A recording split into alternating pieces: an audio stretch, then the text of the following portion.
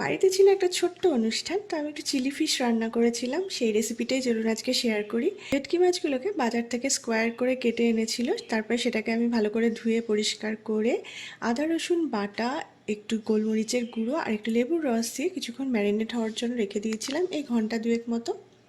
এবার একটা ব্যাটার বানিয়ে নেওয়ার জন্য একটা বড় পাত্রের মধ্যে নিয়ে নিয়েছিলাম 1 বাটি পরিমাণ ময়দা, 2-3 টেবিল স্পুন কর্নফ্লাওয়ার, 1 টিস্পুন গোলমরিচের গুঁড়ো, স্বাদ মতো নুন আর একটুখানি খাবার সোডা, আর দিয়েছিলাম একটা ডিম।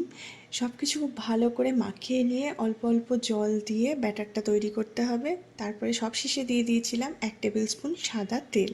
এবারে এই মাছের পিসগুলোকে ব্যাটারের মধ্যে ভালো করে ডিপ করে নিয়ে সাদা তেলের মধ্যে ভেজে নিতে হবে। মাছগুলো একদম ভেতর থেকে সফট আর বাইরে থেকে ক্রিস্পি মতো হয়ে যায় এটা ভাজার পরে।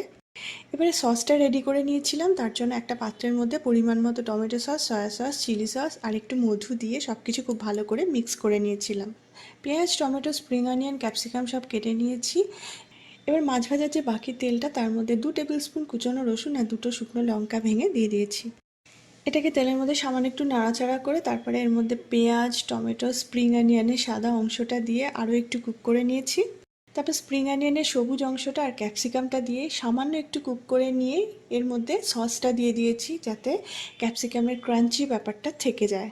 তারপর ফ্রাই করে রাখা মাছের পিসগুলো এর মধ্যে দিয়ে সব ভালো করে মিশিয়ে নিয়ে একটুখানি কর্নফ্লাওয়ার গুলে এর মধ্যে দিয়ে দিয়েছি, এতে গ্রেভিটা খুব সুন্দর হয়। আর সব শেষে স্প্রিং অনিয়ন আর ধনেপাতা ছড়িয়ে এটা নামিয়ে নিয়েছি। গরম গরম ফ্রাইড রাইস বা পরোটার সঙ্গে চিলি ফিশ খেতে দুর্দান্ত লাগে।